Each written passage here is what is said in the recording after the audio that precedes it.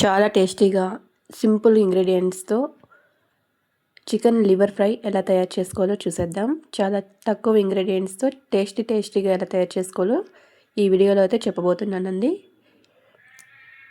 దానికోసం అయితే నేను ఆనియన్స్, వెల్లుల్లి, అల్లము, అలాగే టమోటా ఒకటి శుభ్రంగా కడిగి కట్ చేసుకొని మెత్తటి పేస్ట్ లాగా అయితే చేసేసుకోవాలి. ఇప్పుడు స్టవ్ పైన ప్యాన్ పెట్టుకొని అందులోకి 2 టేబుల్ స్పూన్ల ఆయిల్ అయితే యాడ్ చేసుకోవాలి. ఇప్పుడు మెత్తగా రుబ్బుకున్న ఈ మిక్సర్ని మొత్తాన్ని తీసి ఆయిల్లోకి వేసి బాగా కలుపుకోవాలి. ఆయిల్ మొత్తము పైకి తేలే వరకు ఈ పేస్ట్ మొత్తం అయితే ఆయిల్లో బాగా ఫ్రై అవ్వాలి. ఆ విధంగా ఫ్లేమ్ని అడ్జస్ట్ చేసుకుంటూ మధ్య మధ్యలో కలుపుకుంటూ కింద అడుగు పట్టకుండా బాగా వేయించుకోవాలండి. నేను వీడియోలో చూపిస్తున్న విధంగా ఈ విధంగా కలుపుకుంటూ అయితే వేయించుకోవాల్సి ఉంటుంది. ఆయిల్ మొత్తము పైకి తేలే వరకు అయితే బాగా వేయించుకోవాలి. అప్పుడే పేస్ట్ బాగా మగ్గుతుంది ఆయిల్లో. ఇప్పుడు కొద్దిగా పసుపు యాడ్ చేసుకొని మొత్తాన్ని కలిపి ఈ విధంగా ఆయిల్ మొత్తం పైకి తేలినప్పుడు చికెన్ లివర్ అయితే కడిగి పక్కన ఉంచుకున్నాం కదా, ఇప్పుడు మొత్తాన్ని తీసి అందులోకి వేసుకోవాలి.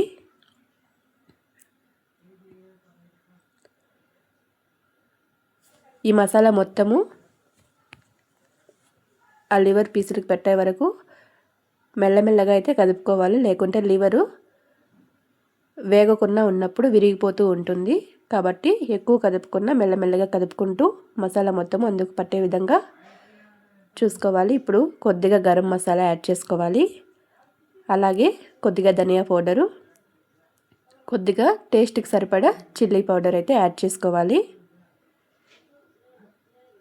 అలాగే సాల్ట్ యాడ్ చేసుకొని మొత్తాన్ని అయితే బాగా కలిపేసుకోవాలి.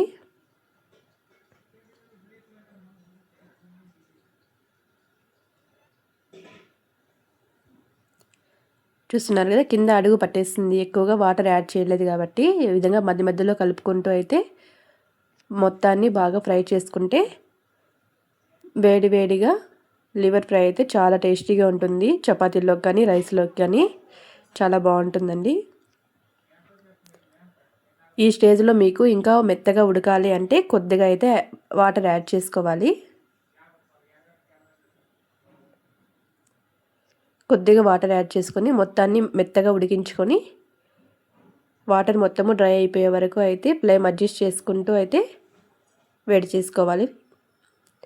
ఈ విధంగా మొత్తం ఫ్రై అయిన తర్వాత తీసుకొని ఇంకా గట్టిగా వేగే వరకు కూడా మనము వెయిట్ చేయొచ్చు. ఈ స్టేజ్లో అయితే చపాతీ రైస్లోకి చాలా బాగుంటుందండి. ఈ విధంగా మీరు కూడా ట్రై చేసి మీకు ఎలా కుదిరిందో కామెంట్ చేయండి. Thanks for watching friends.